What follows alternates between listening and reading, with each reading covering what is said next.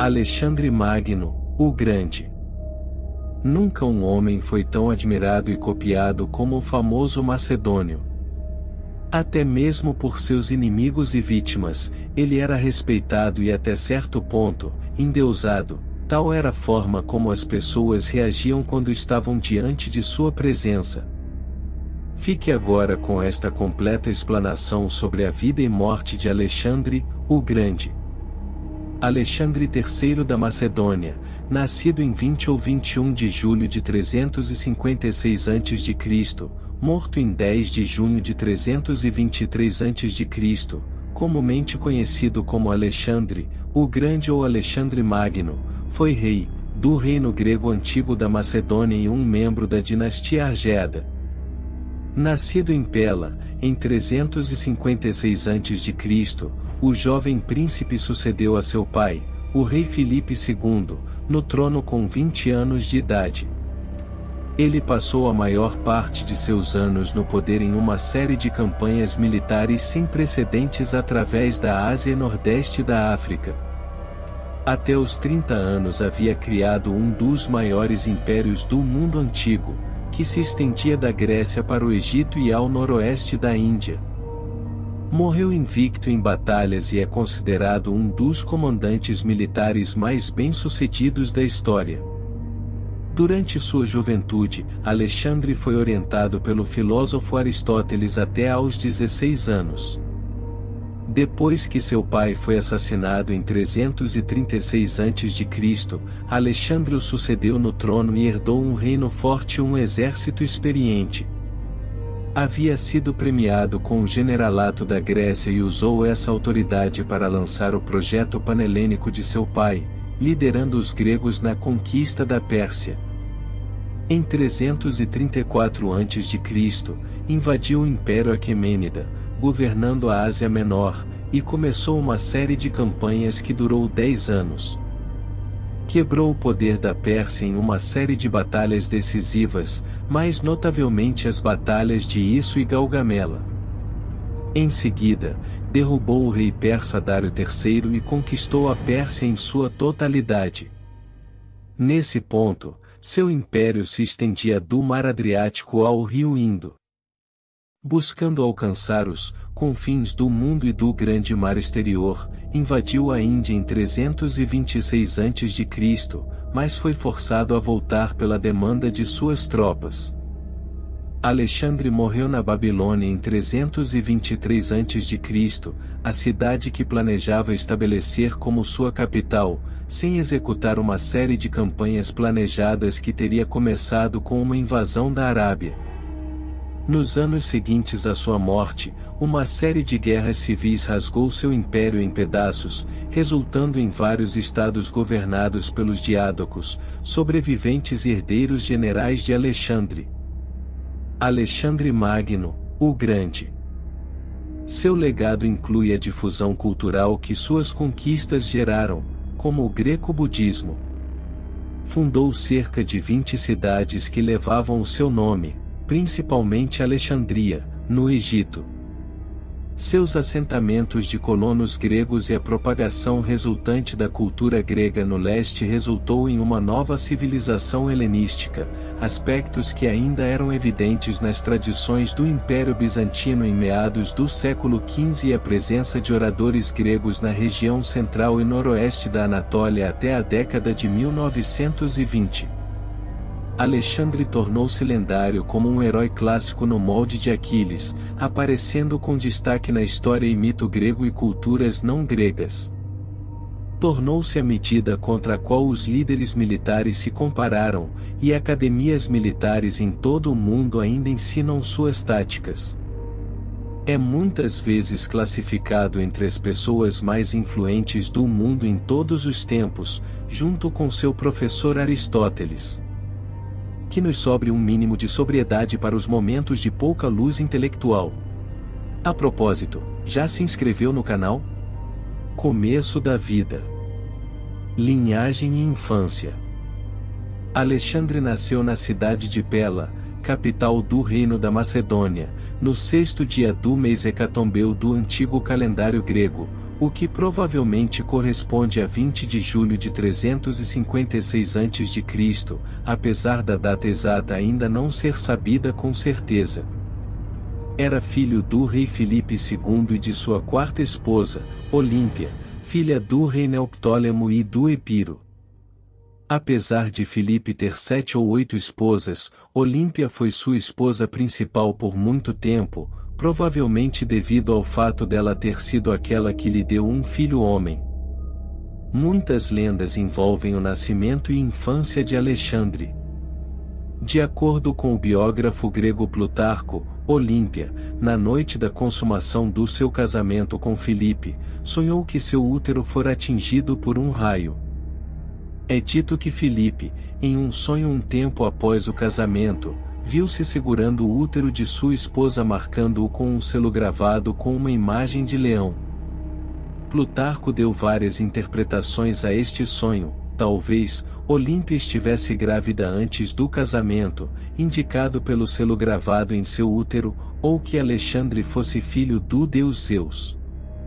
Analistas antigos dizem que uma ambiciosa Olímpia pode ter propagado a história da origem divina de Alexandre ou talvez ela dispensasse essa sugestão como ímpia. No dia que Alexandre nasceu, Filipe estava preparando um cerco à cidade de Potideia, na península de Calcídica. No mesmo dia, Filipe recebeu notícias que o seu general Parmênio tinha derrotado os exércitos combinados da Ilíria e da Peônia, e também que seu cavalo havia vencido uma competição nos Jogos Olímpicos. Também é dito que, neste dia, o Templo de Ártemis, em Éfeso, uma das 7 maravilhas do mundo antigo, havia sido queimado. Isso levou Egésias de Magnésia a dizer que o incêndio tinha ocorrido porque Ártemis estava longe, testemunhando o nascimento de Alexandre. Tais lendas podem ter surgido após Alexandre ter se tornado rei e possivelmente foram instigadas pelo próprio para mostrar que era um super-humano e destinado à grandeza desde sua concepção. Nos seus primeiros anos de vida Alexandre foi criado por uma enfermeira, Lanice, irmã do futuro general Clito. Mais adiante na sua infância, Alexandre foi tutorado pelo rígido Leônidas de Epiro, um parente de sua mãe, e por Lisímaco, um general de Filipe. Alexandre foi criado como todos os jovens nobres macedônios, aprendendo a lutar, a ler, a tocar lira, a cavalgar e a caçar. Quando Alexandre tinha 10 anos de idade, um comerciante da Tessália trouxe um cavalo a Filipe, que procurou vender por 13 talentos. O cavalo se recusava a ser montado e Filipe o dispensou. Alexandre, contudo, percebendo que o cavalo parecia ter medo da própria sombra, afirmou que poderia domar o animal, o que posteriormente conseguiu. Plutarco afirmou que Filipe ficou exacerbado pela coragem e ambição do filho, o beijou firmemente e declarou: "Meu filho, você deve encontrar um reino grande o suficiente para a sua ambição. A Macedônia é pequena demais para você." Ele acabou comprando o cavalo para o garoto. Alexandre deu ao animal o nome Bucéfalo, que significa cabeça de boi. Bucéfalo tornou-se o cavalo principal de Alexandre, acompanhando-o até suas campanhas na Índia. Quando o animal morreu, devido à idade avançada, de acordo com Plutarco, aos 30 anos, Alexandre nomeou uma cidade com seu nome, Bucéfala. Adolescência e educação. Quando Alexandre tinha 13 anos, Filipe começou a buscar um tutor para seu filho e considerou acadêmicos como Isócrates e Espeusipo, sendo que este último queria o cargo. No final, Filipe escolheu Aristóteles e lhe ofereceu o Templo das Ninfas em Miesa para ser usado como sala de aula. Em retorno por educar seu filho, Filipe concordou em reconstruir a cidade natal de Aristóteles, Estagira, que o próprio Filipe havia destruído. Ele a repovoaria, libertaria seus cidadãos que haviam sido escravizados e perdoaria os que estavam no exílio. Miesa era como um colégio interno para Alexandre e os filhos de outros nobres macedônios que o acompanharam, como Ptolemeu, Heféstio e Cassandro. Muitos destes outros estudantes acabaram se tornando amigos de Alexandre e mais tarde se tornariam generais em seu exército. Aristóteles ensinou a Alexandre e seus companheiros sobre medicina, filosofia, moral, religião, lógica e arte. Sob sua tutela, Alexandre desenvolveu muito interesse pelo autor Homero, em particular com a obra Ilíada. Aristóteles lhe deu uma cópia deste livro, que Alexandre levava em suas campanhas. Herdeiro do trono. Regência e ascensão da Macedônia. Aos 16 anos de idade a educação de Alexandre sob Aristóteles acabou. Filipe então foi para a guerra contra Bizâncio, deixando Alexandre como regente do seu reino e herdeiro aparente. Na ausência de Filipe, os medos trácios se revoltaram contra a Macedônia. Alexandre respondeu rápido, expulsando-os dos seus territórios. Ele recolonizou a região com gregos e fundou uma cidade chamada Alexandrópolis. Quando Filipe retornou, enviou Alexandre uma pequena força de combate para subjugar uma revolta no sul da Trácia.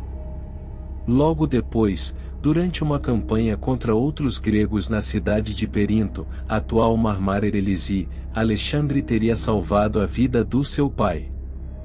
Enquanto isso, a cidade de Anfissa começou a trabalhar em terras que eram consagradas a Apolo, próximo de Delfos, um sacrilégio que deu a Filipe a oportunidade de mais uma vez interferir em assuntos gregos. Ainda ocupado na Trácia, ordenou a Alexandre que reunisse um exército para uma campanha no sul da Grécia. Preocupado que os estados gregos percebessem e interviessem, Alexandre fez parecer que estava preparando-se para atacar a Ilíria. Nesse meio tempo, de fato, os ilírios invadiram a Macedônia, mas foram facilmente repelidos por Alexandre. Filipe e seu exército se reuniram com Alexandre em 338 a.C., e juntos marcharam para Termópilas, onde derrotaram uma pequena, mas obstinada resistência de homens de Tebas. Eles depois avançaram e ocuparam Elateia. Alguns dias depois marcharam sobre Atenas e Tebas. Os atenienses, liderados por Demóstenes, decidiram se aliar aos tebanos contra a Macedônia. Embaixadores atenienses e de Filipe tentaram ganhar o favor de Tebas, mas preferiram ficar do lado de Atenas. Filipe marchou então até Anfissa, ostensivamente agindo sobre o pedido do Anfictionia, capturando mercenários enviados por Demóstenes e aceitando a rendição desta cidade. Retornou então para Elateia, enviando uma oferta final de paz para Atenas e Tebas, mas foi rejeitado. Enquanto Filipe marchava rumo a sul, seus oponentes o bloquearam próximo a Queroneia, na Beócia. Na subsequente batalha de Queroneia, Filipe comandou a ala direita dos exércitos macedônios e Alexandre ficou no flanco esquerdo, acompanhado de alguns dos melhores generais do reino. De acordo com fontes antigas, a luta foi intensa. Filipe recuou propositadamente, forçando os hoplitas atenienses a segui-lo, abrindo assim uma brecha em suas linhas. Alexandre então quebrou a formação do exército de Tebas, seguido pelos generais de Filipe. Com a coesão do inimigo quebrada, Filipe ordenou que suas tropas avançassem. Com os atenienses perdidos, os tebanos foram cercados e derrotados. Depois da vitória em Queroneia, Filipe e Alexandre marcharam sem oposição pelo Peloponeso, sendo bem recebidos pelas cidades. Contudo, quando se aproximaram de Esparta, foram recusados, mas decidiram não partir para a guerra.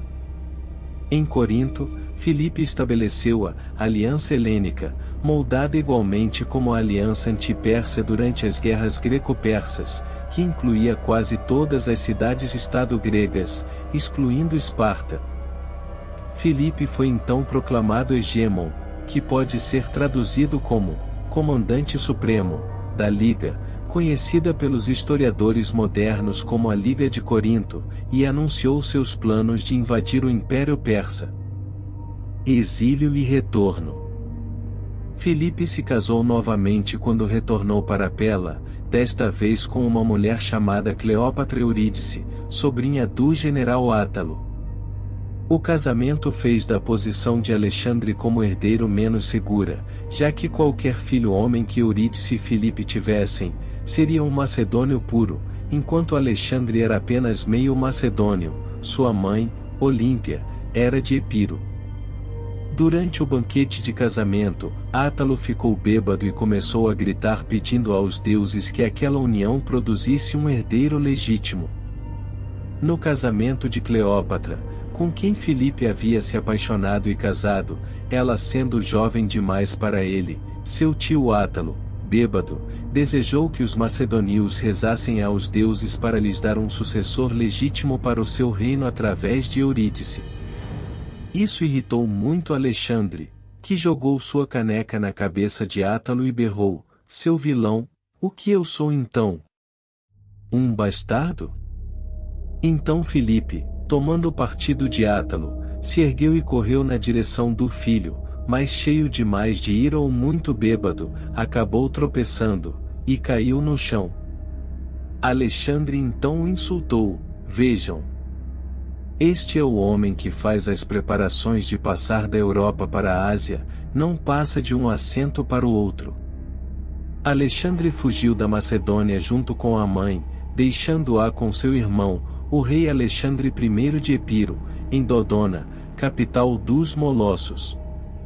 Ele continuou fugindo até a Ilíria, onde foi aceito como convidado pelo rei local, apesar de tê-lo derrotado em batalha anos antes.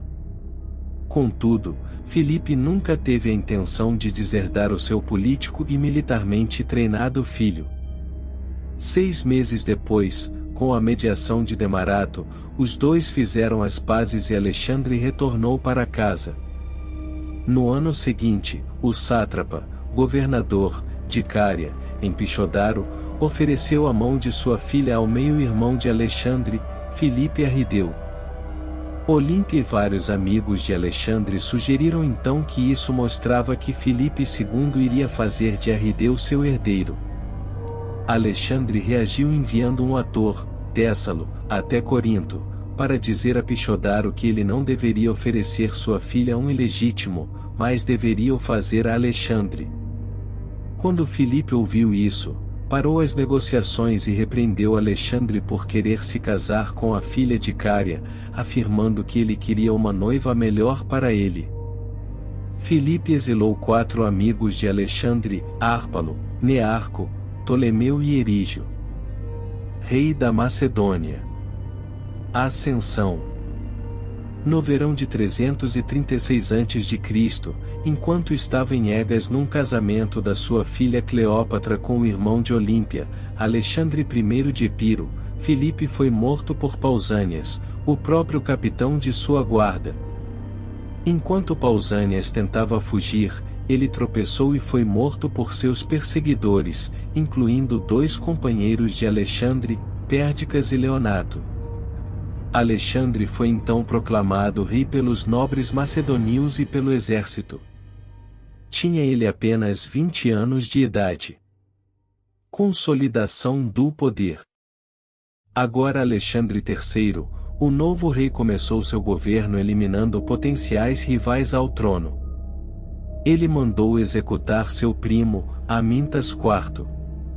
Também ordenou a morte de 2 príncipes macedônios de Lincéstida, mas poupou um terceiro, Alexandre de Lincéstida. Olímpia mandou queimar vivas Cleópatra Eurídice e sua filha com Filipe, a criança Europa. Quando Alexandre descobriu o que sua mãe fez, ficou furioso. Contudo, ele teve que mandar executar Átalo, tio de Eurídice, que comandava a vanguarda do exército na Ásia Menor. Átalo, naquela altura, estava negociando com Demóstenes sobre a possibilidade de desertar para Atenas. Ele constantemente insultava Alexandre e depois da morte de Cleópatra, Alexandre deve ter considerado-o perigoso demais para viver. O rei poupou Arrideu, que afirmavam ser mentalmente incapaz na época, possivelmente como resultado do envenenamento feito por Olímpia. A notícia da morte de Filipe fez com que várias cidades gregas se revoltassem contra a Macedônia, incluindo Tebas, Atenas, Tessália e diversas tribos trácias ao norte da fronteira macedônia. Quando notícias das revoltas chegaram a Alexandre, ele respondeu rapidamente. Apesar de ser aconselhado a usar diplomacia, Alexandre reuniu 3.000 cavaleiros e marchou rumo a Tessália. Ele encontrou o exército tessálio em uma passagem entre o Monte Olimpo e o Monte Ossa, e ordenou que seus homens marchassem para o Monte Ossa. Quando os tessalianos acordaram, encontraram Alexandre na sua retaguarda e decidiram se render, comprometendo suas forças ao rei. Ele continuou rumo ao sul, seguindo até o Peloponeso. Alexandre parou nas Termópilas, onde foi reconhecido como líder da Liga Anfictionia antes de seguir até Corinto. Atenas decidiu pedir a paz e Alexandre os perdoou. O famoso encontro entre Alexandre e Diógenes de Sinope ocorreu enquanto esses estavam em Corinto. Quando Alexandre perguntou a Diógenes o que ele poderia fazer por si, o filósofo pediu desdenhosamente a Alexandre que se afastasse um pouco, já que estava bloqueando a luz do sol. Alexandre gostou da resposta, e teria dito: mas, na verdade, se eu não fosse Alexandre, eu seria Diógenes. Em Corinto, assim como seu pai, foi nomeado Hegêmon, líder supremo, da Grécia para a luta contra a Pérsia. Enquanto estava lá recebeu notícias de uma nova rebelião na Trácia. Campanha na Península Balcânica. Antes de partir para a Ásia para enfrentar os persas, Alexandre queria garantir a segurança de suas fronteiras no norte. Na primavera de 335 a.C., foi reprimir várias revoltas. Começando em Anfípolis, viajou para o leste para enfrentar os trácios, e no Monte Emo, o exército macedônio atacou e derrotou as forças trácias na região. As tropas de Alexandre então se lançaram sobre Tribalhos, derrotando os exércitos locais às margens do rio Ligino. Alexandre então marchou por 3 dias sobre o Danúbio, encontrando tribos trácias de Getas. Ele não teve muita dificuldade em sobrepujá-las. Notícias então chegaram a Alexandre que Clito, então rei da Ilíria, e Gláucias, líder da confederação dos Taulâncios, também estavam em revolta. Marchou então até a Ilíria, derrotando todas as forças inimigas no caminho e botando os rebeldes em retirada. Assim a fronteira norte estava segura. Enquanto Alexandre lutava no norte, os tebanos e atenienses mais uma vez se revoltaram. Alexandre marchou para o sul novamente. Outras cidades gregas decidiram hesitar, mas Tebas se precipitou em batalha. Sua resistência foi, contudo, ineficaz, e Alexandre destruiu a cidade e queimou todas as regiões vizinhas. Muitas pessoas morreram e outras milhares foram escravizadas. Atenas e outras cidades gregas, impressionadas e assustadas, buscaram a paz com a Macedônia. Com a Grécia novamente firme sob seu controle, Alexandre voltou sua atenção para a Ásia. Ele deixou seu general Antípatro como regente. Discurso para a conquista do Império Persa. A juventude de Pela, da Macedônia e os povos da Grécia. Juntem-se aos seus soldados e confiai-vos a mim, para que nos movamos contra os bárbaros e nos libertemos da submissão persa, já que como gregos nós não devemos ser escravos de bárbaros. Alexandre, o Grande. O Império de Alexandre, o Grande. Em 334 a.C., o exército de Alexandre cruzou o Helesponto com aproximadamente 48.000 soldados de infantaria, 6.000 na cavalaria e uma frota de 120 navios com tripulação de 38.000 homens. Estes combatentes eram, em sua maioria, macedônios, mas também tinham milhares de gregos de diversas cidades-estado, mercenários e tropas conseguidas da Trácia, Peônia e Ilíria. Ele mostrou aos seus homens sua determinação de conquistar a Pérsia ao fincar sua lança em solo asiático e afirmar que aceitaria a Ásia como um presente dos deuses. Isso também mostrava sua vontade de lutar, ao contraste da preferência por diplomacia de seu pai. O primeiro grande confronto com os persas aconteceu na Batalha do Grânico, em 8 de abril de 334 a.C. Alexandre derrotou seus adversários e aceitou a rendição de Sardes, a capital da província local. Ele então prosseguiu pela costa de Jônia, garantindo a autonomia das cidades da região. A cidade de Mileto, principal foco de resistência persa, foi cercada e conquistada. Indo mais a sul, estava Halicarnasso, em Cária, onde um prolongado cerco foi feito. Alexandre forçou a rendição das tropas persas, capturando o líder mercenário local, forçando assim a fuga do sátrapa de Cária, Orontobates. Alexandre deixou no poder na região uma membra da dinastia Hecatomnia, Ada, que o adotou. De Halicarnasso, Alexandre foi até as montanhas da Lícia e as planícies de Panfilha, assumindo o controle das cidades costeiras da Ásia Menor, negando aos persas o uso destas como base para a sua marinha. De Panfilha e da costa, Alexandre moveu-se terra adentro. Em Termesso, avançou sobre a cidade de Pisídia. Na antiga cidade de Górdio, Alexandre desfez o até então insolúvel nó Górdio, uma façanha que dizem esperar o futuro, rei da Ásia. De acordo com a história, Alexandre disse que não importava como o nó era desfeito e apenas o destruiu com sua espada. A região do Levante e a Síria. Batalha de Isso. Na primavera de 333 a.C., Alexandre cruzou de Tauro até a Cilícia. Após uma pausa devido a uma doença, marchou até a Síria. Dário III trouxe um novo exército, bem maior, e flanqueou os macedônios, forçando Alexandre a recuar de volta à Cilícia. Os dois se enfrentaram na Batalha de Isso, que resultou em uma importante vitória para Alexandre. Dário fugiu às pressas, levando ao colapso de suas forças, deixando para trás uma enorme quantidade de tesouros, sua esposa, suas duas filhas e sua mãe Cisegambis. O rei persa então propôs um tratado de paz que incluía a entrega aos macedônios de todos os territórios que eles já haviam conquistado e um resgate de 10.000 talentos por sua família. Alexandre respondeu que agora era o rei da Ásia e que apenas ele decidiria as divisões territoriais. Alexandre prosseguiu para conquistar a Síria e a costa da região do Levante.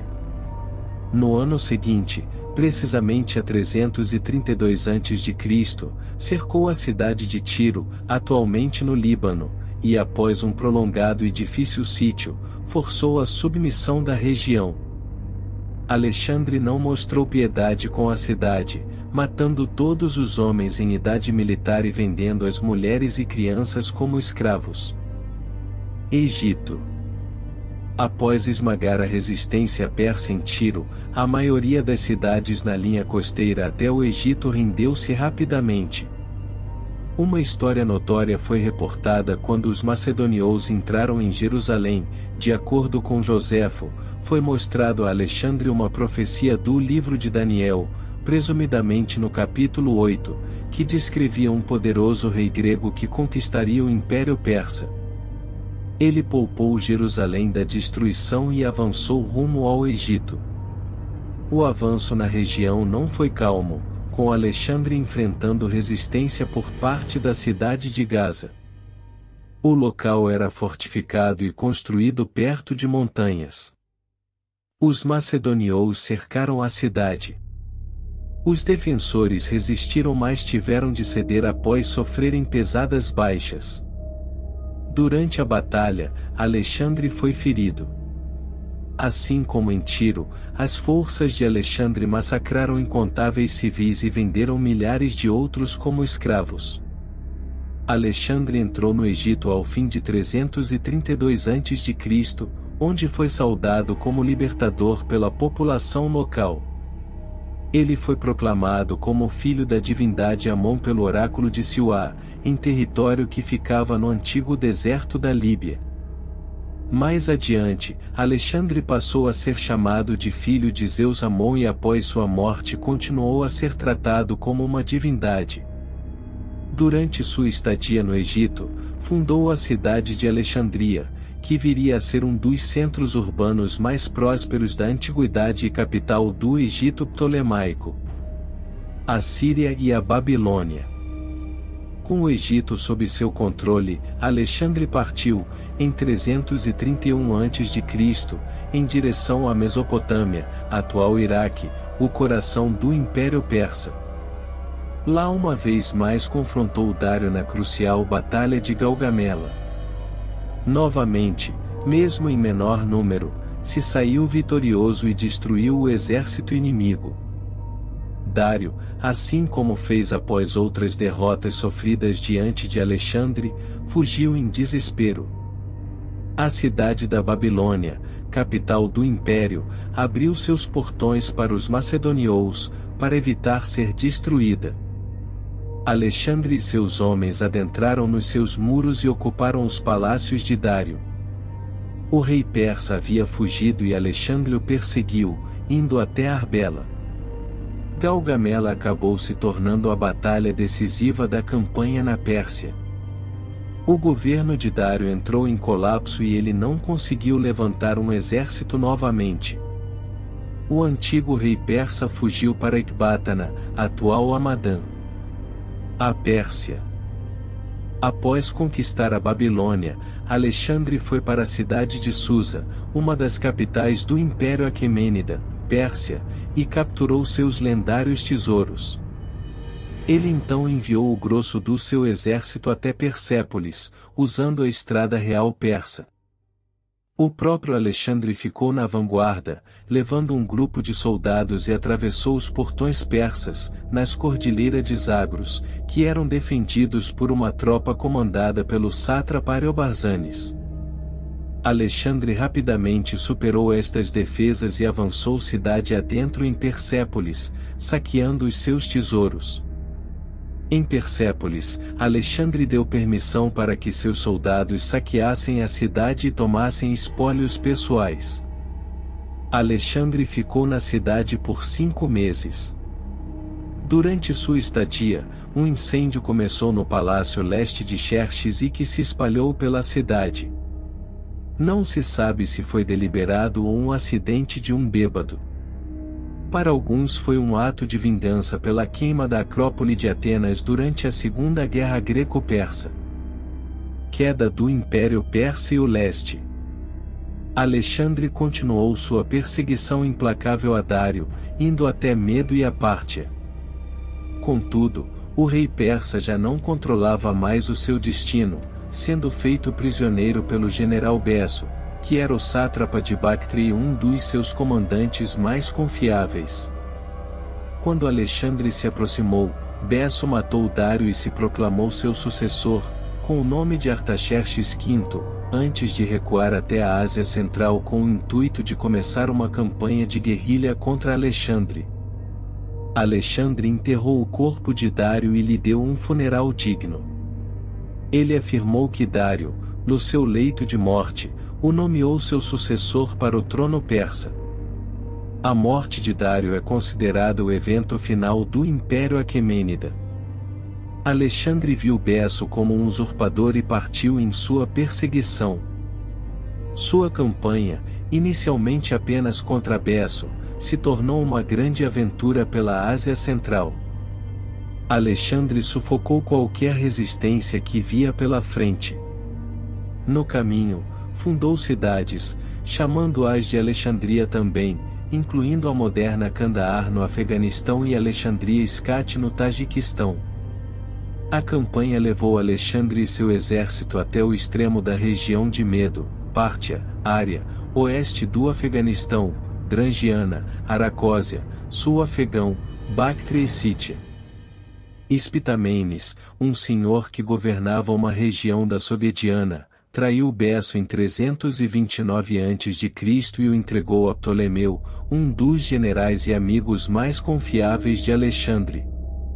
Besso foi então executado. Contudo, enquanto Alexandre estava em Jachartes repelindo uma invasão de um exército nômade, Spitamenes levantou Sogdiana em revolta. Alexandre pessoalmente comandou uma tropa e derrotou os citas na Batalha de Jachartes e depois se moveu contra Spitamenes, derrotando-o na Batalha de Gabai. Então, os próprios comandados de Spitamenes o assassinaram e buscaram a paz com os macedonios logo em seguida. Problemas e complos. Durante a conquista final do Império Persa, Alexandre acabou adotando alguns elementos da cultura persa, como vestimentas e costumes na corte, mais notavelmente o prosquínese, que incluía o beijar de mãos ou a reverência, prostrando-se diante de alguém que é hierárquica e socialmente superior. Os gregos aceitavam tais bajulações apenas a deidades e acreditavam que Alexandre queria se declarar ele mesmo um deus.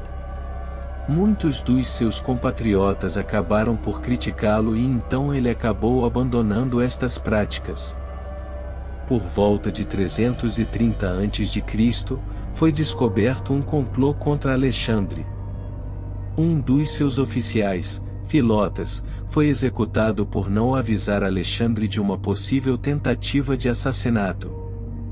Filotas era filho do general Parmênio, que estava em Ecbátana. Alexandre acabou por ordenar sua morte também. Em seguida ele ordenou a execução de Clito, um outro general, que era seu amigo e que havia salvado sua vida em Grânico. Os dois teriam brigado bêbados durante uma recepção em Maracanda, atual Samarcanda, no Uzbequistão. Clito teria acusado Alexandre de cometer diversos erros de julgamento e, especialmente, de ter esquecido o jeito macedônio em favor de um estilo de vida oriental corrupto. Mais tarde, durante uma campanha na Ásia Central, um segundo complô contra Alexandre foi revelado, instigado por seus próprios pajens. Seu historiador oficial, Calístenes de Olinto, foi implicado no complô. Ele foi morto logo em seguida vítima de tortura sistemática ou doença. A Macedônia na ausência de Alexandre. Quando Alexandre partiu para conquistar a Ásia, ele deixou o general Antípatro, um militar e político experiente parte da velha guarda de Filipe II, no comando da Macedônia. A brutal destruição de Tebas garantiu que os gregos não se rebelariam em sua ausência. Não houve incidentes com a exceção de uma pequena revolta feita pelo rei espartano Ágis III em 331 a.C. Antípatro o derrotou em batalha e o matou em Megalópolis. Os espartanos foram posteriormente perdoados por sua traição. Havia também muita tensão entre Antípatro e a mãe de Alexandre, Olímpia, com um reclamando ao rei a respeito do outro. Em geral, a Grécia ficou em paz durante boa parte do reinado de Alexandre e prosperou com os espólios da campanha na Ásia. Alexandre enviava tesouros de volta para casa, estimulando a economia e o comércio pelo seu novo império, que agora ia desde as ilhas gregas até a região do Afeganistão na Ásia Central. Contudo, os constantes pedidos por tropas de Alexandre e a migração de macedonios para outras regiões conquistadas para o império acabaram por enfraquecer a própria Macedônia, que, décadas após a morte de Alexandre, não teve como resistir à invasão romana. Campanha na Índia. Incursões no subcontinente indiano. Após a morte de Spitamenes e o seu casamento com Roxana, que teve o objetivo de sedimentar sua relação com as novas satrapias, Alexandre focou seu olhar no subcontinente indiano. Ele convidou vários chefes tribais da antiga satrapia de Gandhara, no agora norte do Paquistão, para vir até ele e se submeter à sua autoridade. Unfis, o governador de Taxila, cujo reino ia do rio Indo até ao rio Jhelum, concordou, mas alguns chefes das tribos das montanhas, incluindo os dos Aspásios e Assacenos, na região norte da Índia, se recusaram. Unfis colocou o seu reino e suas tropas à disposição de Alexandre e também entregou vários presentes.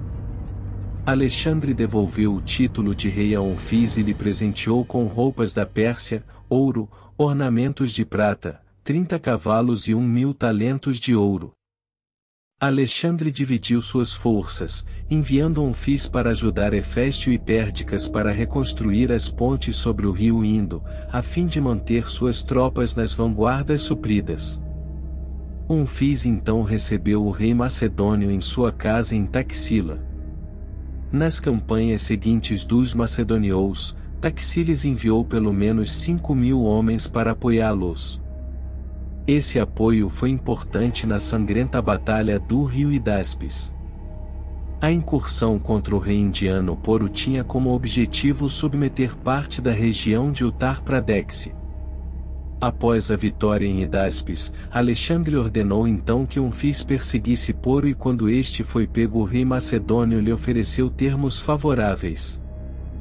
Os dois líderes indianos permaneceram rivais e Alexandre teve que mediar as disputas entre eles. Taxiles continuou a ajudar os macedonios, dando-lhes suprimentos e equipamentos para a frota no rio Hidáspes, que em troca recebeu o governo de toda a região até o rio Indo. Quando Alexandre morreu, em 323 a.C., Unfis reteve o seu poder e autoridade. No inverno de 327 em 326 a.C., Alexandre liderou várias campanhas contra diferentes tribos e clãs indianos, como os Aspásios no Vale de Conar, os Gurianos nas margens do rio Pancor e os Assacenos no Vale de Suat e Buner. Sangrentos confrontos foram travados com os Aspásios. Mesmo com o próprio Alexandre sendo ferido em batalha, os Aspásios foram derrotados. Alexandre partiu para enfrentar os Assacenos, que lutaram para manter as cidades de Massaga, Ora e Aornos. O forte em Massaga foi tomado após um curto, mas violento combate, onde Alexandre foi novamente ferido, no joelho. De acordo com o historiador Cúrcio, não só Alexandre massacrou toda a população de Massaga, mas ele também destruiu todos os prédios. Outro massacre aconteceu em Ora. Aornos, que havia recebido milhares de refugiados, foi o último foco de resistência na região. Alexandre sobrepujou os inimigos por lá também. Foi logo após conquistar Aornos, que Alexandre cruzou o rio Indo e lutou a dramática Batalha de Hidáspes, em 326 a.C., contra o rei Poro, que governava a região de Panjab. Alexandre havia ficado impressionado com a coragem de Poro e o tornou um aliado. Ele o apontou como um sátrapa e até lhe deu mais território que ele outrora governava. Ter Poro, o rei mais importante da região, era crucial para ajudá-lo a controlar um lugar tão longe da sua base de poder na Macedônia. Alexandre ainda teve tempo de fundar duas cidades de lados opostos do rio Jhelum, nomeando uma delas de Bucéfala, em honra ao seu cavalo que morrera naquele período, de velhice. A outra ficava em Niceia, Vitória, atualmente localizada perto da cidade de Mong, no Panjab. Revolta no exército. A invasão de Alexandre ao subcontinente indiano. Ao leste do reino do rei Poro, próximo ao rio Ganges, estava o Império Nanda de Magadha e mais a leste ainda estavam os Gangaridas, onde fica atualmente Bangladesh. com medo do prospecto de invasões de exércitos do leste e exaustivas campanhas, várias unidades do exército de Alexandre se amotinaram nas proximidades do rio Beas, recusando-se a marchar mais para o leste. De fato, este rio marcou a extensão máxima do Império de Alexandre Magno. Para os macedônios, contudo, a sua luta contra Poro atenuou sua coragem e deteve seus avanços na Índia.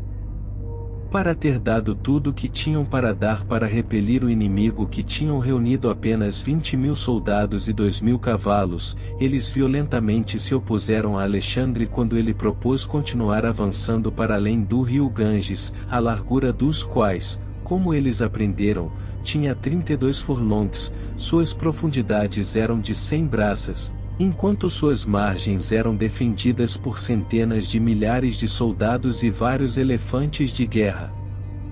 Foi contado aos soldados macedônios que os reis dos Ganderitas e Présios estavam esperando com 8.000 de cavalaria, 200.000 combatentes de infantaria, 8.000 charretes e 6.000 elefantes. Alexandre tentou persuadir os seus soldados a marchar com ele para o leste, mas seu general Seno lhe implorou para que ele reconsiderasse e retornasse. Os homens, segundo ele, estavam querendo voltar para suas casas, ver seus pais, suas esposas, seus filhos e sua terra natal. Alexandre posteriormente concordou e marchou em direção ao sul, seguindo a margem do rio Indo. Ao longo do caminho ele enfrentou e derrotou uma força inimiga em Mali, atualmente chamada de Multan, no Paquistão, e ainda enfrentou algumas outras tribos indianas. Alexandre enviou então boa parte do seu exército a Carmânia, atualmente sul do Irã, com o general Crátero, e enviou uma frota para explorar a região do Golfo Pérsico, enquanto o próprio Alexandre levou o que sobrou das tropas sob seu comando de volta à Pérsia, tomando a difícil rota ao sul através do deserto de Gedrósia e Macrão. Alexandre chegou em Susa em 324 a.C., mas havia perdido muitos soldados na travessia pelo deserto. Anos posteriores na Pérsia. Ao retornar do Extremo Oriente para a Pérsia, Alexandre ficou irritado ao saber que seus sátrapas e governadores militares haviam se comportado mal durante sua ausência. Ele então ordenou a execução de vários deles, para servirem de exemplo, enquanto ia até a cidade de Susa. Como um gesto de gratidão, o rei pagou as dívidas dos seus soldados e anunciou que ele mandaria de volta à Macedônia os veteranos mais velhos ou deficientes, liderados por Crátero. Suas tropas duvidaram de suas intenções e se amotinaram na cidade de Opis. Eles se recusaram a partir e criticaram sua adoção de costumes e vestimentas persas, e ainda a adição de soldados e oficiais persas no seu exército e em unidades macedonias. Após 3 dias, não capaz de persuadir seus homens a desistirem, Alexandre deu aos persas postos de comando no exército e conferiu a macedônios títulos militares nas unidades persas. Os soldados macedônios então pediram por perdão, que Alexandre aceitou, e então fez um grande banquete para milhares de seus homens, onde comeu junto com eles. Em uma tentativa de criar mais harmonia entre seus súditos persas e macedônios, Alexandre fez casamentos em massa dos seus oficiais graduados e outros nobres em Susa, mas muitos destes casamentos não duraram muito. Nesse meio tempo, Alexandre também descobriu que os guardas da tumba de Ciro II a haviam profanado e ordenou a execução deles. Depois que Alexandre viajou para Ecbátana para recuperar boa parte do grande tesouro persa, seu grande companheiro, Heféstio, morreu, não se sabe ao certo se, de doença ou envenenamento. Sua morte foi devastadora para Alexandre e ele ordenou uma cara e grandiosa pira funerária no meio da Babilônia para o amigo, além de ter decretado luto oficial. Uma vez na Babilônia, Alexandre começou a planejar uma série de novas campanhas militares. Ele pretendia invadir a Arábia e talvez lançar uma incursão na Europa Ocidental, mas sua morte prematura impediu que todos os planejamentos fossem adiante. Morte e sucessão. No dia 10 ou 11 de junho de 323 a.C., Alexandre morreu no antigo palácio do rei Nabucodonosor II, na Babilônia, aos 32 anos. Existem duas versões a respeito de sua morte. De acordo com Plutarco, cerca de 14 dias antes de falecer, Alexandre deu uma festa ao almirante Nearco e passou aquela noite e a próxima bebendo. Ele teve então uma febre, que foi piorando até o ponto de não poder falar. Aos soldados comuns, ansiosos por causa da saúde do seu rei, foi permitido passar por ele silenciosamente e acenar. A segunda versão, de Diodoro, afirma que Alexandre passou a sofrer de fortes dores após tomar uma enorme porção de vinho, em uma festa a Heracles. Permaneceu fraco por 11 dias, não teve febre e morreu depois de dias de agonia. Plutarco afirmou que esta última versão não seria a verdade. O enterro de Alexandre Magno. Dada a propensão da aristocracia macedônia ao assassinato, conspirações circulam sobre as histórias de sua morte. Diodoro, Plutarco, Arriano e Justino, todos mencionam a possibilidade de Alexandre ter sido envenenado. Justino afirma que houve uma grande conspiração para envenená-lo, mas Plutarco nega isso, enquanto Diodoro e Arriano apenas mencionam essa possibilidade. Relatos afirmam que Antípatro poderia ser o líder do complô, pois havia sido dispensado da posição de vice-rei da Macedônia e estava em briga com Olímpia, mãe de Alexandre. Talvez tenha assumido que o fato dele ter sido convocado para a Babilônia poderia ser uma sentença de morte e resolveu agir. Antípatro teria então arquitetado o envenenamento com seu filho Iolas, que era o homem que servia os vinhos para Alexandre. Há quem sugira que até Aristóteles tenha participado. Um argumento contra a teoria do envenenamento é que houve um espaço de 12 dias entre o começo da doença e a morte. Venenos que demorassem tanto para matar não estavam disponíveis na época. Contudo, em 2003, o Dr. Leo Sepp da The New Zealand National Poison Center propôs em um documentário da BBC que sua morte pode ter sido causada por flores brancas de Eléboro, Veratrum album, que são usadas como veneno. Em 2014, o Dr. Leo Sepp publicou sua teoria no jornal Medical Clinical Toxicology, em cujo artigo sugere que o vinho de Alexandre continha Eléboro, uma planta conhecida pelos antigos gregos, que produzia sintomas similares aos que foram descritos no romance de Alexandre. Envenenamento por Eléboro demora e sugere-se que, se Alexandre realmente tenha sido envenenado, Eléboro é a causa mais provável. Outra explicação para o envenenamento foi divulgada em 2010, quando foi proposto que as circunstâncias da sua morte eram compatíveis com o envenenamento pela água do rio Estige, Mavroneri, que contém calicarmicina, um composto perigoso produzido por uma bactéria.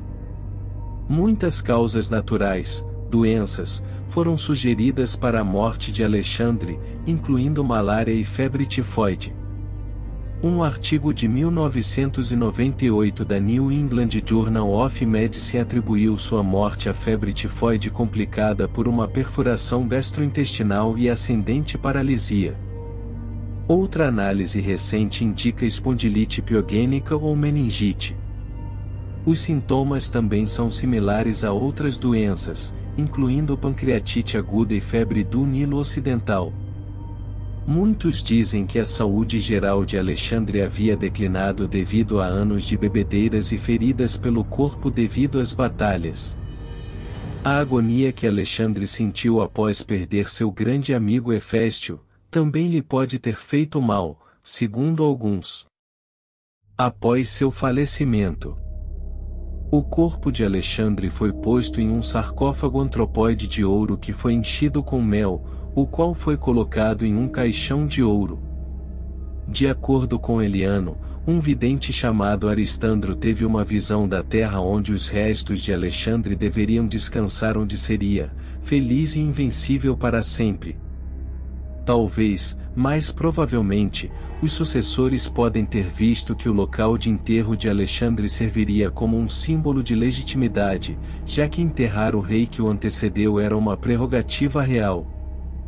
Enquanto o cortejo fúnebre de Alexandre ia até a Macedônia, Ptolomeu o pegou e levou o corpo temporariamente até Mênfis. Seu sucessor, Ptolomeu II, transferiu o sarcófago para Alexandria, onde permaneceu até o fim do período conhecido como Antiguidade Tardia. Ptolomeu IX, um dos últimos sucessores de Ptolomeu Sóter, substituiu o sarcófago de Alexandre com um de vidro para que ele pudesse converter o antigo em dinheiro. A recente descoberta de uma grande tumba no norte da Grécia, em Anfípolis, que data do tempo de Alexandre, pode significar que os macedônios tinham intenções de enterrá-lo mesmo em solo grego. Isso é plausível devido ao eventual destino da caravana do cortejo fúnebre de Alexandre. Pompeu, Júlio César e Augusto visitaram a tumba de Alexandre Magno na cidade de Alexandria. Foi dito que Calígula teria tirado a armadura peitoral usada por Alexandre para seu próprio uso. O também imperador romano Septímio Severo fechou a tumba de Alexandre para visitação pública. Seu filho e sucessor, Caracalla, um grande admirador, também visitou sua tumba durante o seu reinado. Após isso, a história do sarcófago de Alexandre ficou nebulosa. O chamado sarcófago de Alexandre, descoberto próximo de Sidom, no Líbano, e agora em amostra no Museu Arqueológico de Istambul, é chamado assim não necessariamente por suspeitas de ter os restos mortais de Alexandre, mas por causa dos baixos relevos que mostram Alexandre e seus companheiros lutando contra persas e caçando. Inicialmente acreditava-se que o sarcófago era na verdade de Abdalonimo, morto em 311 a.C., o rei de Sidom nomeado por Alexandre imediatamente após a Batalha de Isso, em 331 a.C. Contudo, mais recentemente, esta informação foi desacreditada. Divisão do Império. A morte de Alexandre foi tão repentina que quando a notícia chegou na Grécia, muitos não acreditaram. Alexandre não tinha um herdeiro legítimo imediato, já que sua esposa, Roxana, estava apenas grávida no período da sua morte. A criança, Alexandre IV, nasceu após o seu falecimento e veio também a falecer 8 anos depois. De acordo com Diodoro, os companheiros de Alexandre perguntaram, no seu leito de morte, para quem ele deixaria o seu império gigantesco. Sua resposta, enfática, foi: Toi Cratis toi. Para o mais forte. Arriano e Plutarco dizem que Alexandre não tinha condições de falar, implicando que a história do para o mais forte é apócrifa. Diodoro, Curcio e Justino oferecem um fim mais plausível, com Alexandre passando seu anel de sinete para Perdicas, seu guarda-costas e líder de sua cavalaria pessoal, em frente a testemunhas, o que teoricamente o teria feito seu sucessor.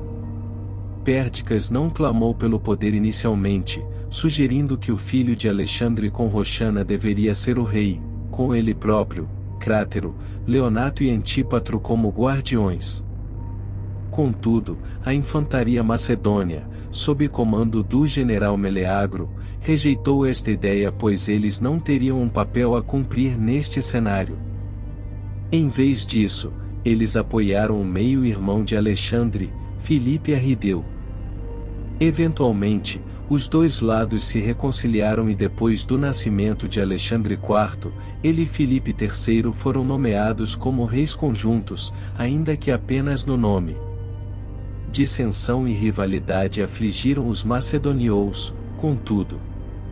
As satrapias entregues por Perdicas na partição da Babilônia tornaram-se bases de poder de cada general para tentar conseguir mais poder.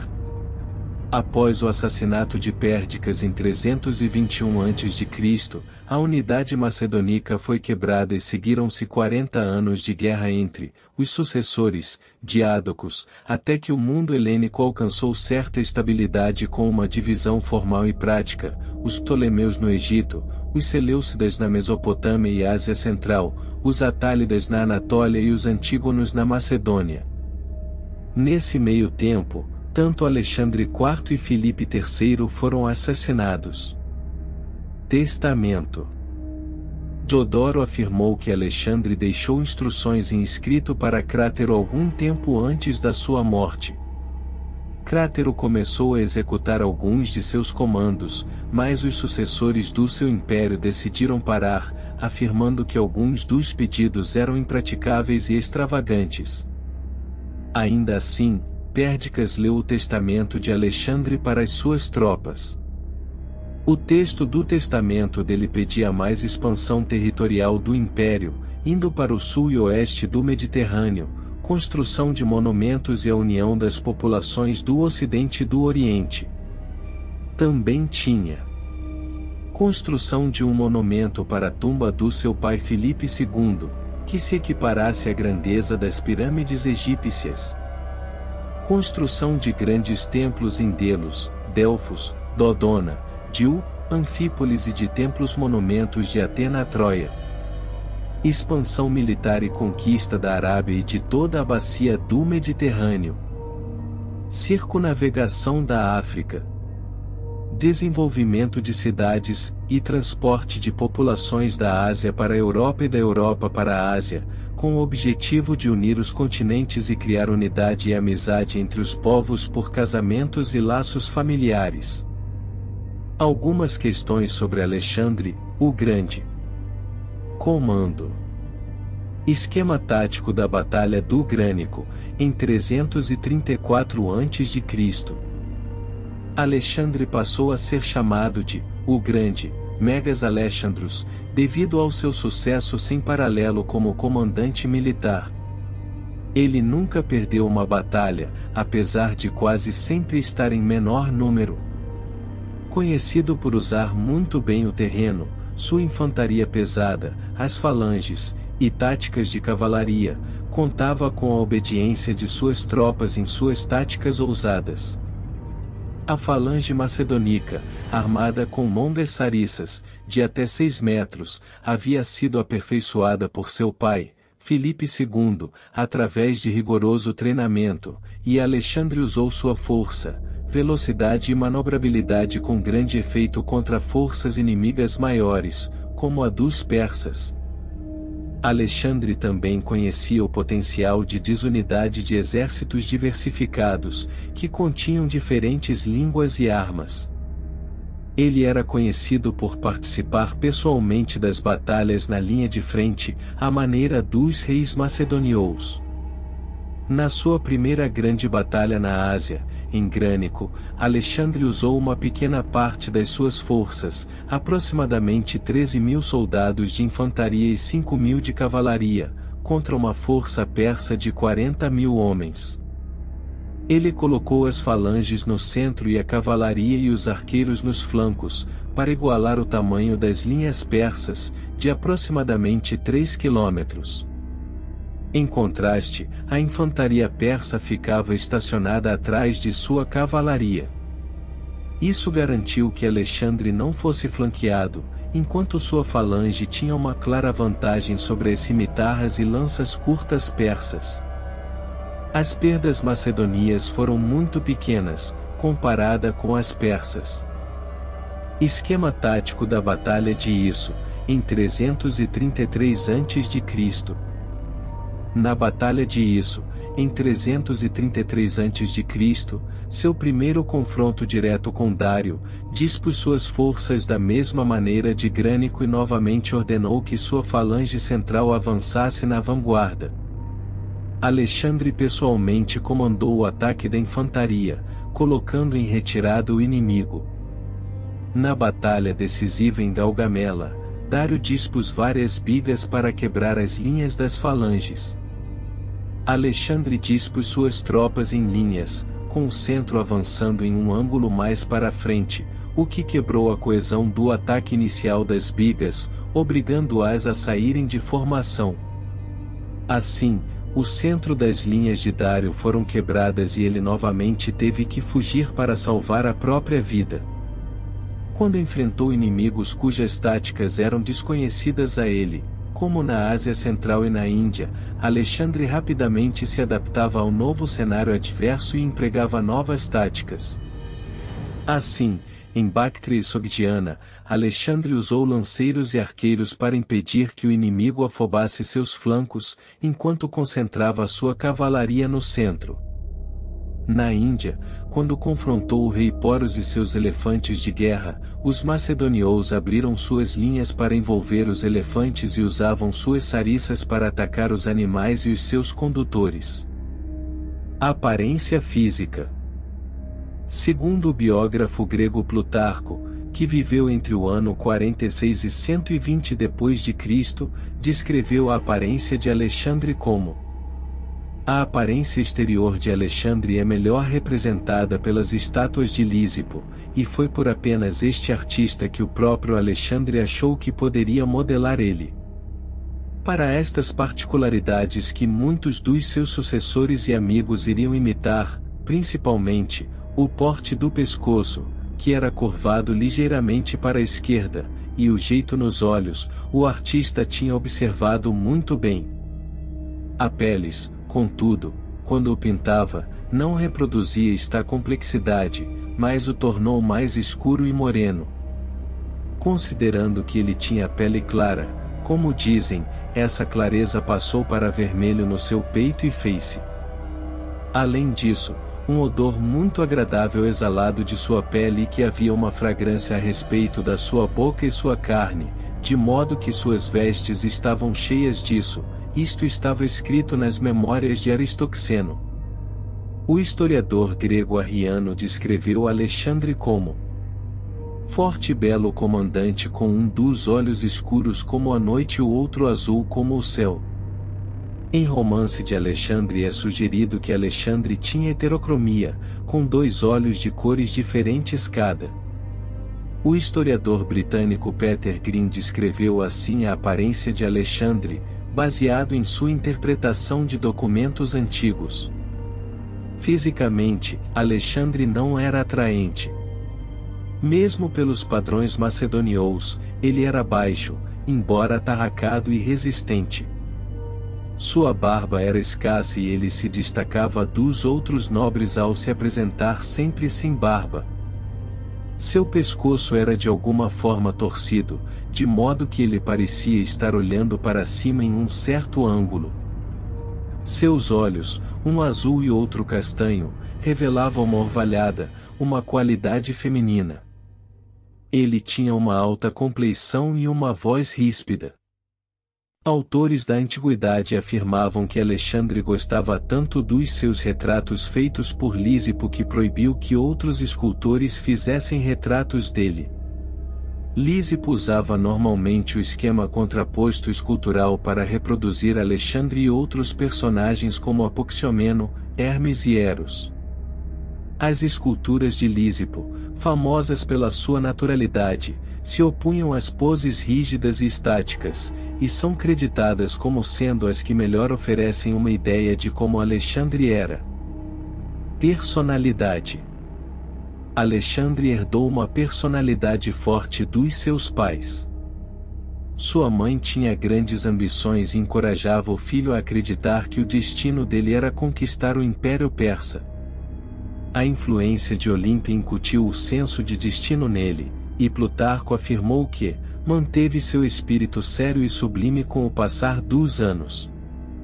Contudo, seu pai, Filipe II, era a principal influência e modelo para Alexandre, enquanto ele observava o pai ir em campanha atrás de campanha em sua infância, conquistando várias vitórias, ignorando ferimentos. A relação pai e filho era competitiva no lado da personalidade, ele precisava sempre superar o pai, às vezes mostrando um comportamento impulsivo demais em batalha. De acordo com Plutarco, um dos traços mais importantes de Alexandre era seu temperamento violento e imprudente, impulsivo por natureza, o que contribuiu para o seu mecanismo de tomar decisões. Apesar de Alexandre ser teimoso e obstinado, ele não respondia bem às ordens do pai, mas era aberto ao debate. Ele tinha um lado mais calmo perceptivo, lógico e calculista. Também tinha um desejo por conhecimento, amor por filosofia e era um ávido leitor. Ganhou esses interesses através de seu tutor, Aristóteles. Alexandre era inteligente e aprendia rápido. Sua inteligência e lado racional era demonstrado em suas habilidades e sucesso como general.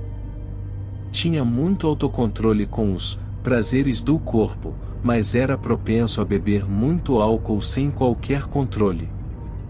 Alexandre era erudito e um entusiasta e apadrinhador das artes e ciências. Contudo, tinha pouco interesse por esportes ou pelos Jogos Olímpicos, ao contrário do pai, buscando apenas a ideia homérica de honra e glória. Possuía muito carisma e uma personalidade forte, características que fizeram-no um grande líder. Sua habilidade única é demonstrada pela inabilidade que outros generais macedônios tiveram em unir o país e manter o império após sua morte, algo que Alexandre não teve muita dificuldade de fazer em vida. Durante seus últimos anos de vida, e especialmente após a morte do amigo Heféstio, Alexandre começou a exibir sinais de megalomania e paranoia. Seus feitos extraordinários, somado ao seu inefável senso de destino e a bajulação de seus companheiros, podem ter contribuído para este efeito.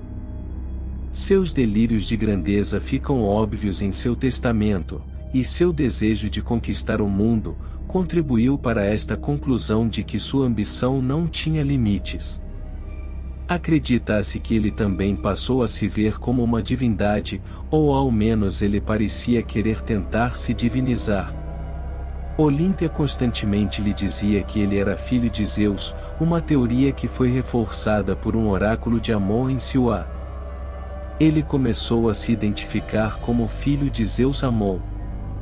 Alexandre adotou elementos da vestimenta e costumes persas em sua corte, mais notavelmente a prosquínese, o que levou à desaprovação de muitos macedônios, os quais relutavam em imitar. Esse comportamento lhe fez perder a simpatia de muitos dos seus compatriotas. Contudo, Alexandre também era um governante pragmático que entendia as dificuldades de reinar sobre povos com culturas tão diferentes. Muitos reinos conquistados tinham a cultura de cultuar seus reis como deuses. Assim, alguns acreditam que seu comportamento não era necessariamente apenas de megalomania, mas talvez uma tentativa prática de fortalecer seu reinado e manter o império unido. Relações pessoais. Alexandre foi casado 3 vezes, com Roxana, filha do nobre Oxiartes de Bactria, um casamento realizado por relações amorosas, e com as princesas Estatira II, filha de Dário III, e Parizatite, casamentos por razões políticas. Acredita-se que tenha tido 2 filhos, Alexandre IV, nascido de Roxana, e, possivelmente, Heracles, que teria nascido de sua amante, Barcine.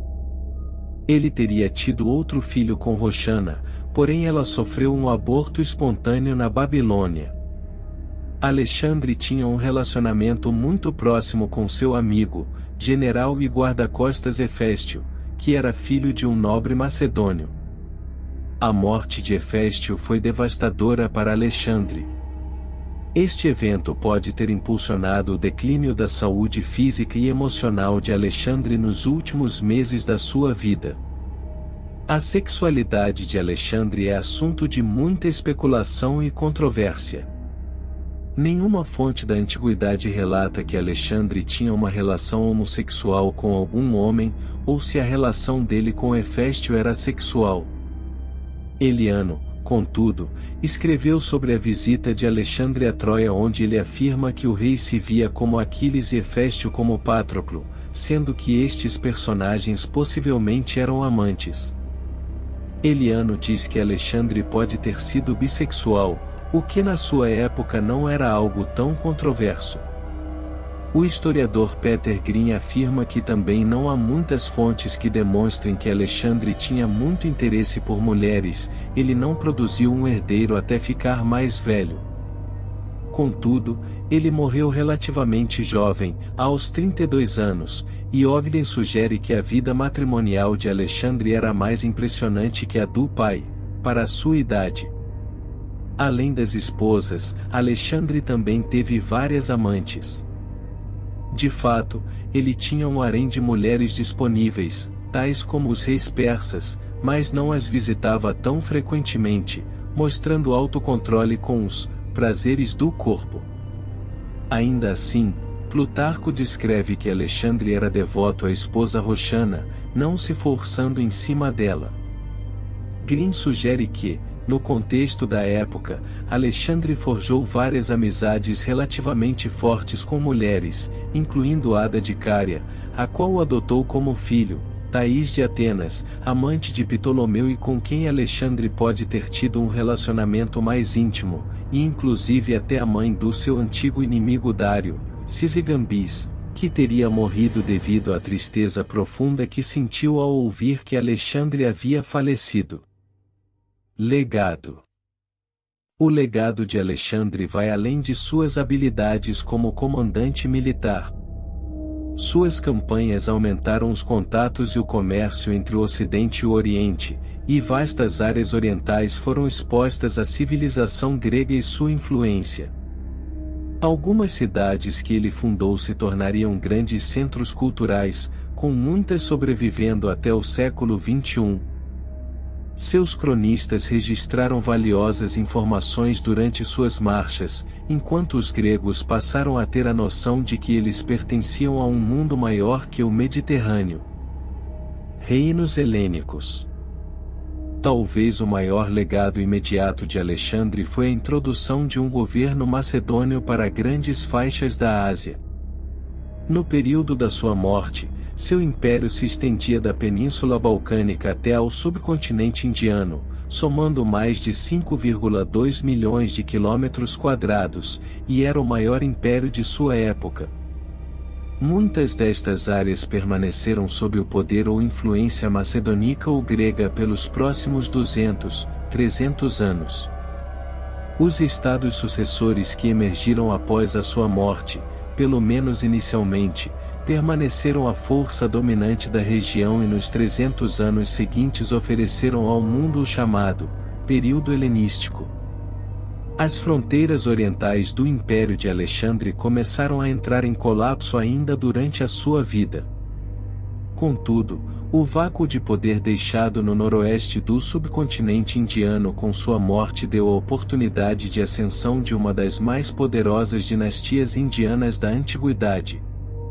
O governante Chandragupta Maurya, referido em fontes gregas como Sandrócoto, de origem relativamente humilde, tomou o controle da região de Panjab, e se tornou a base de poder do subsequente Império Maurya. Fundação de cidades. Durante o curso de suas conquistas, Alexandre fundou mais de 20 cidades com seu nome, a maioria a leste do rio Tigre. A primeira, e a maior, na verdade, foi a própria Alexandria do Egito, que se tornou uma das grandes cidades do Mediterrâneo.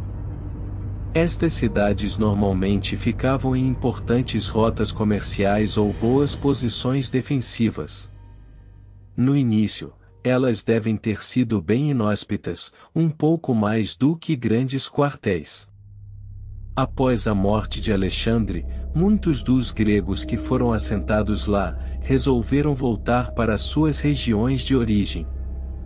Contudo, nos séculos seguintes, muitas das Alexandrias prosperaram, com elaborados prédios públicos e populações crescentes, que incluía gregos e habitantes de povos nativos da região.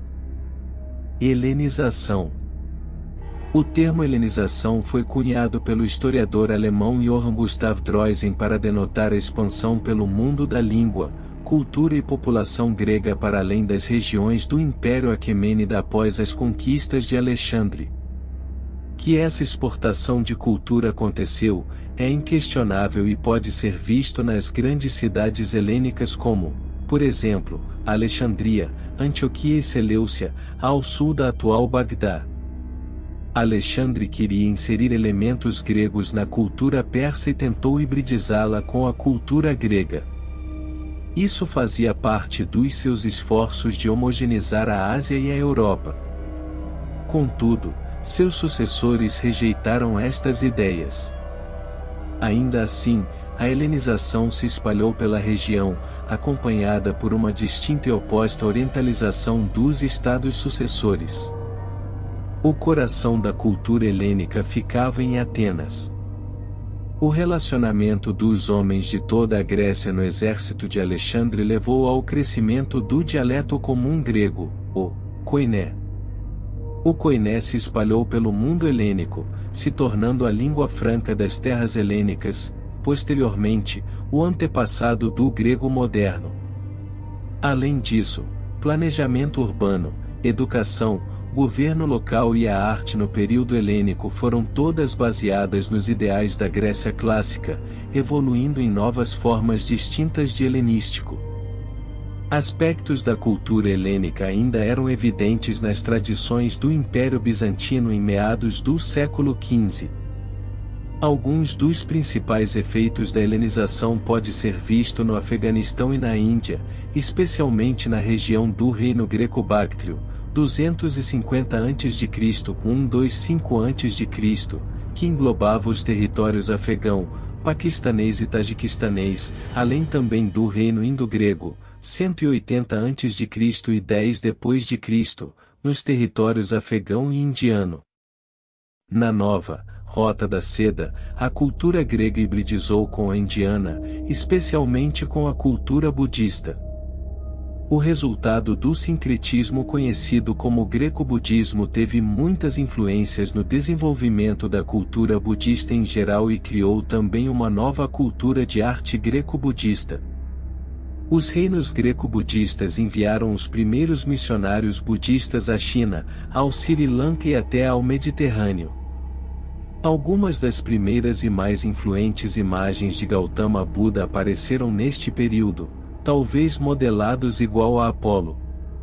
Várias tradições budistas podem ter sido influenciadas pelas religiões da Grécia Antiga. O conceito de Bodhisattva é uma reminiscência de heróis divinos gregos, e algumas práticas cerimoniais maianas, a queima de incenso, flores como presentes e comida nos altares, são similares às práticas dos antigos gregos, contudo práticas similares também eram vistas em povos nativos. Um rei grego em particular, Menandro I, provavelmente se tornou budista e foi imortalizado nas escrituras, Milinda. O processo de helenização intensificou o comércio entre o Ocidente e o Oriente. Por exemplo, instrumentos astronômicos gregos datados do século III a.C. foram encontrados na cidade greco-bactriana de Aixanoum, no moderno Afeganistão, enquanto o conceito grego de terra redonda cercada de planetas igualmente redondos contrastava com a crença cosmológica de uma terra esférica com planetas em órbita elipsoide. Influência sobre Roma. Alexandre e suas façanhas eram admirados por muitos romanos, especialmente generais, que queriam se associar com seus feitos. Políbio começou sua obra de histórias relembrando aos romanos os feitos de Alexandre. Muitos líderes políticos e militares romanos se comparavam com Alexandre Magno, usando-o como modelo. O general e cônsul Pompeu também adotou o epíteto, Magno, que significa grande, e até tentou copiar o estilo de cabelo de Alexandre. Ele ainda costumava usar uma capa vermelha, assim como Alexandre, como um sinal de grandeza. Júlio César chegou a construir uma estátua equestre de bronze em honra a Alexandre, mas depois substituiu sua cabeça pela dele próprio, enquanto o imperador Augusto chegou a visitar a tumba dele em Alexandria. Trajano também admirava muito Alexandre, assim como Nero e Caracalla. Os Macrianos, uma família romana que sob a liderança de Macrino rapidamente ascendeu ao trono imperial romano, usava roupas que lembravam Alexandre e também tinha várias peças dele. Por outro lado, alguns escritores romanos, particularmente na era republicana, usavam Alexandre como um conto preventivo de como tendências autocráticas podem ser colocadas em xeque com valores republicanos romanos. Mas na maioria dos casos, Alexandre era retratado como um exemplo de líder com valores como amizade e clemência, mas também raiva e excesso de desejo de glória. Lenda. Relatos lendários cercaram a vida de Alexandre, provavelmente encorajados por ele mesmo.